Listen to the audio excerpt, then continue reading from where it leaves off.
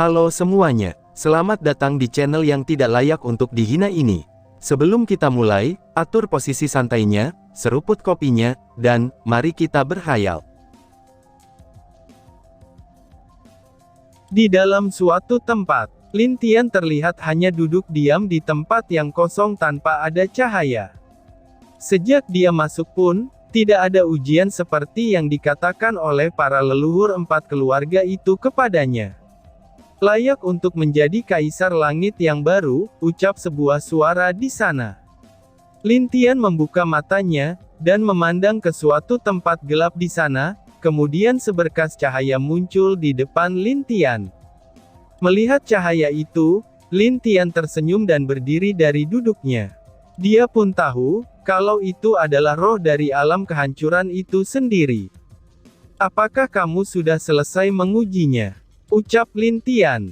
Iya, sebenarnya aku tidak perlu mengujimu lagi, balas roh alam kehancuran tersebut. Lah, kenapa? Tanya Lin Tian dengan penasaran sambil memandang roh itu. Bukankah kamu tahu sendiri kenapa itu terjadi? Aku ingin menunjukkan kamu beberapa hal di masa lalu. Apakah kamu sudah siap? Tanya roh itu. Masa lalu siapa? Tanya Lin Tian. Masa lalu alam kehancuran, dan juga masa lalu saat bencana itu terjadi, jawab cahaya tersebut kepada Lin Tian.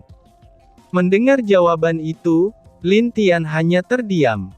Dia berpikir sejenak, sebelum menatap serius roh dari alam kehancuran itu. Apakah itu masa lalu dari dewa kehancuran pada saat itu? Tanya Lin Tian dengan serius. Benar, dan juga beberapa hal yang terjadi di alam kehancuran, semenjak dewa kehancuran baru muncul, jawab roh tersebut. Kalau begitu baiklah, aku juga ingin tahu sedikit lebih banyak tentang masalah itu, ucap Lin Tian. Roh dari alam kehancuran mengangguk, lalu dia masuk ke dalam kening Lin Tian setelah Lin Tian siap. Lin Tian langsung duduk kembali sambil menutup matanya saat itu, dia kemudian masuk dan melihat dirinya menjadi seseorang dari masa lalu itu sendiri. Tentu saja semua yang dia lakukan hanyalah mengikuti apa yang telah terjadi di sana, dan hanya melihat-lihat saja. Apa yang dialami Lin Tian, itu tentu saja terjadi selama setahun penuh. Para leluhur yang berada luar sudah mulai terdiam dan merasa sedih di hati mereka, karena setiap minggu selalu ada barang yang hilang.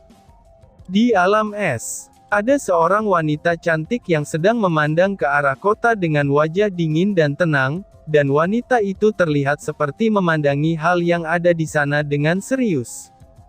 "Jing Er, kamu di sini," ucap suara yang muncul di belakang wanita itu. Seorang pria setengah baya muncul di belakang wanita yang bernama Jing Er tersebut, itu dengan wajah yang agak sedih. Kakek, kamu tidak sibuk?" ucap Jing Er sambil memandang pria yang dia panggil kakek itu. Melihat cucunya yang sangat dingin dan tenang itu, pria setengah baya yang juga kakeknya tersebut menghela nafas berat.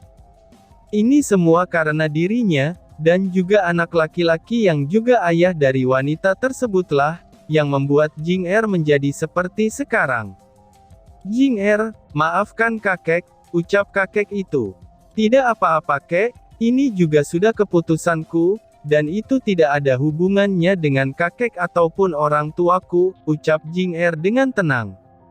"Hai, ini salah kakek, karena tidak dapat melakukan apapun untuk kalian. Kakek telah gagal," ucap si kakek dengan wajah sedih. Dia adalah seorang dewa penguasa, tapi dia tidak dapat berbuat apa-apa untuk membantu cucu dan anaknya, dalam menyelesaikan masalah yang ada saat ini. Dan dia bahkan membuat cucu satu-satunya ini menikah, oleh orang yang tidak dicintai cucunya itu. Bahkan meskipun itu adalah keputusan anaknya sendiri, untuk menikahi pria bejat seperti itu. "Tidak apa-apa kek, aku ingin sendiri untuk sekarang ini.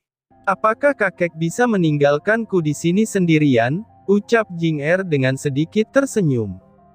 Tapi saat pria itu melihat senyum cucunya, ada rasa sakit di dadanya. Karena dia tahu, kalau senyum cucunya itu karena hanya terpaksa saja. Baiklah, kakek akan pergi. Jaga dirimu, ucap si kakek.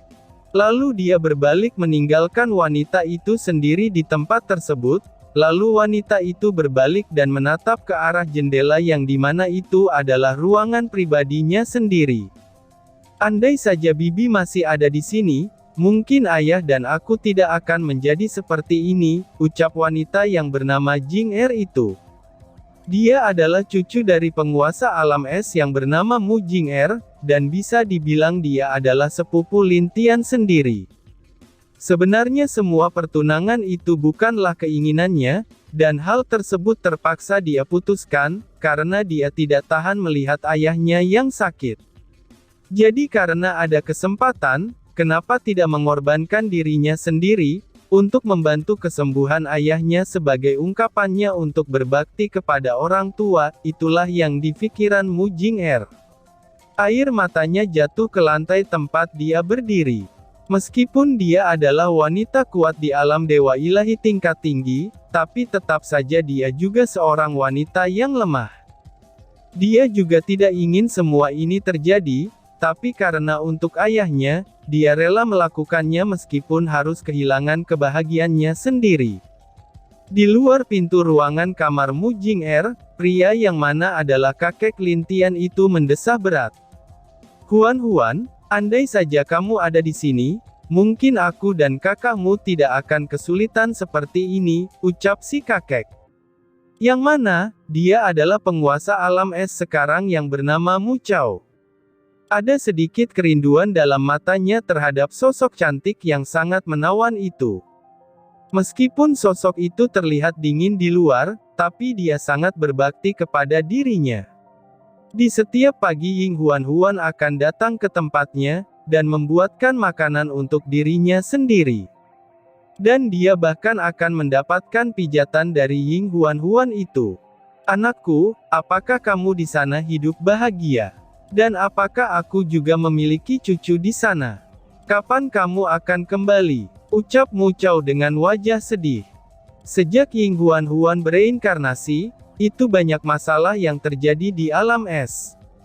Dan dia yang dulu sudah pensiun dari kedudukannya, kini dengan terpaksa naik lagi karena anak laki-lakinya telah terluka, oleh sesuatu yang tidak dapat disembuhkan oleh berbagai master alkemis Sein. Baru beberapa tahun lalu, ada seorang alkemis Sein dari keluarga Chang yang mengatakan, kalau dia bisa menyembuhkan penyakit anaknya dengan syarat laki-laki dari orang itu harus menikah dengan cucu perempuannya itu sendiri. Kaisar, orang itu datang lagi, ucap bawahan kaisar yang telah berlutut di hadapannya. Dia datang lagi. Mau apa dia? Bukankah pertunangannya masih 2 tahun lagi? Ucap Mu Chao dengan wajah agak marah. Itu, dia bilang ingin bertemu dengan putri, ucap pelayan tersebut. Cucuku tidak bisa diganggu sekarang, dia sedang berlatih, ucap Mu Chao dengan serius. Tapi Kaisar, dia memaksa. Dia bilang jika tidak bisa bertemu dengan putri, maka dia akan menunggunya di sana sampai bisa bertemu dengan putri, ucap pelayan itu dengan suara agak lemah. Dia pun membenci orang yang datang ke istana es itu. Bukan dia saja, tapi seluruh keluarga dan juga orang di istana es tidak menyukai gaya orang tersebut. Setelah menghela nafas, Mu Chao pun pergi untuk menemui orang tersebut dengan langkah yang berat. 1 tahun telah berlalu. Di ibu kota yang sekarang lebih hidup dan tenang, tapi masih ada beberapa orang yang sedih karena telah kehilangan beberapa barang berharga mereka. Sekarang di sana kehidupan jadi lebih baik, dan juga sudah banyak generasi muda yang berkembang dengan baik di alam kehancuran. Tentunya orang-orang di sana juga telah berkembang dengan sangat baik, itu sejak Lin Tian mengambil alih alam kehancuran. Dan di bawah kepemimpinan sementara Lan Jingyi, kehidupan dan juga peraturan di sana semakin membaik. Di suatu hari saat ibu kota masih tenang, tidak jauh dari ibu kota terdengar suara auman yang keras, dan itu membuat seluruh orang menjadi kaget setelah mendengar itu. Sesosok burung api besar terbang ke arah ibu kota, dan burung itu terlihat sangat cantik dengan bulu api menyelimuti seluruh tubuhnya. Saat melihat sosok itu, 4 keluarga dan berbagai kekuatan memandang sosok itu dengan keinginan untuk menjadikan peliharaan mereka. Tapi saat merasakan kekuatan dari burung api itu, wajah semua orang berubah dan menghilangkan keinginan mereka untuk menaklukkan burung tersebut. Lan Jingyi yang melihat burung itu juga sedikit mengerutkan keningnya. Awalnya dia berpikir, kalau burung itu akan membuat masalah. Karena itu, dia mengeluarkan perintah untuk bersiap jika burung api itu menyerang ibu kota. Tapi saat burung itu sampai di ibu kota, dia hanya berhenti di tengah langit, lalu melihat sekeliling tempat itu sebelum melihat ke tempat di mana istana kehancuran berada. Dia bukan memandang ke istananya, tapi tepatnya di mana altar kehancuran berada. Dengan teriakannya yang terdengar senang, burung itu pun terbang ke arah istana. "Gawat! Hentikan burung itu," ucap leluhur Lan. Teriakan burung itu membuat semua orang terkejut, dan para leluhur segera menghentikan burung itu untuk mendekat ke arah istana kehancuran, karena di sana ada altar kehancuran. Burung itu terlihat tidak senang ketika melihat semua orang yang menghentikan dirinya, lalu dia dengan marah menyemburkan api dari mulutnya, dan menyerang semua orang yang menghalangi dirinya tersebut. Ush! Bang! Ini adalah burung vermilion, dan kekuatannya juga berada di alam dewa surgawi tingkat rendah tahap puncak. Ucap leluhur Lan dengan wajah kaget setelah menahan serangan burung api itu. Meskipun keempatnya telah mencapai puncak dari alam dewa surgawi tingkat rendah, tapi jika harus melawan burung api ini satu lawan satu, mereka pasti akan kalah. Burung vermilion itu seperti sedang meneriaki mereka dengan marah, dan hal itu dapat dilihat oleh Lan Jingyi kalau burung itu telah marah. "Leluhur, hentikan. Berikan saja burung itu jalan, karena aku merasa kalau burung ini tidak berniat buruk," ucap Lan Jingyi dengan tegas. "Nak, apakah kamu yakin? Kaisar masih berada dalam pengasingan. Jika dia mengganggu Kaisar, maka Kaisar akan," balas leluhur Ju yang masih ragu dengan perintah Lan Jingyi itu. "Tidak apa-apa, aku yakin," balas Lan Jingyi dengan tersenyum. Akhirnya semua pasukan dan juga leluhur telah mundur, dan membiarkan burung api itu untuk melakukan apa yang dia mau. Tentu saja semua orang masih tetap waspada. Jika burung ini membuat kekacauan, maka mereka akan menyerangnya langsung di tempat. Tapi hal berikut membuat mereka semua tercengang lagi, karena setelah sampai di altar di mana Lin Tian sedang melewati ujian, burung api itu hanya seperti mengendus, sebelum dia berbaring di depan altar tersebut dengan tenang. Dan saat Lan Jingyi melihat itu, wajahnya juga menjadi kaget. Meskipun altar itu tidak jauh dari istana, dan semua orang bisa melihat itu dengan jelas.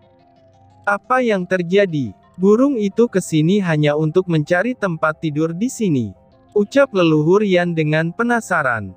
Burung vermilion dikenal sombong dan tidak mudah bergaul dengan manusia, bahkan kesombongan mereka lebih dari burung phoenix itu sendiri. "Sudah kuduga," ucap Lan Jingyi dengan tatapan serius. "Apakah saudari tahu sesuatu?" tanya Feng Yin melihat Lan Jingyi. Mungkin burung ini ada hubungannya dengan Kaisar," jawab Lan Jingyi. Semua orang tentu saja mendengar perkataan Lan Jingyi itu, dan mereka kemudian mengangguk setuju dengan kemungkinan itu.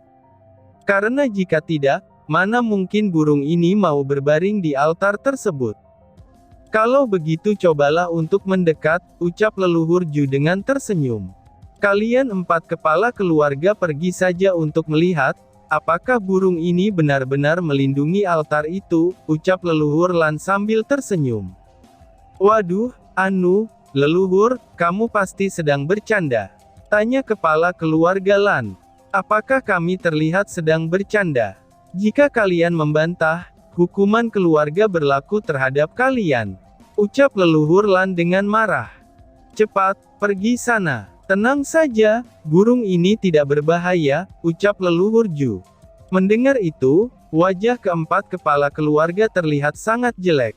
Baru saja mereka maju ke alam dewa surgawi, tapi sekarang mereka diminta untuk menjadi bahan uji coba kepada burung api ini. Apakah mereka sedang mencari kematian mereka sendiri kalau begitu? Tapi karena itu perintah leluhur, mereka pun hanya dapat dengan patuh mendekati burung itu. Tapi saat mereka mendekat, burung api yang menutup mata itu pun membuka matanya, dan kemudian memandang keempatnya dengan marah.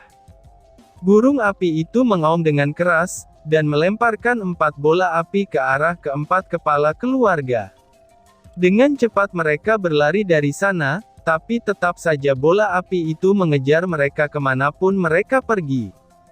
Sialan, bola api aneh ini mengejar kita, ucap kepala keluarga Gu yang terlihat sedang terbang dengan cepat ke segala arah, hanya demi lepas dari kejaran bola api itu.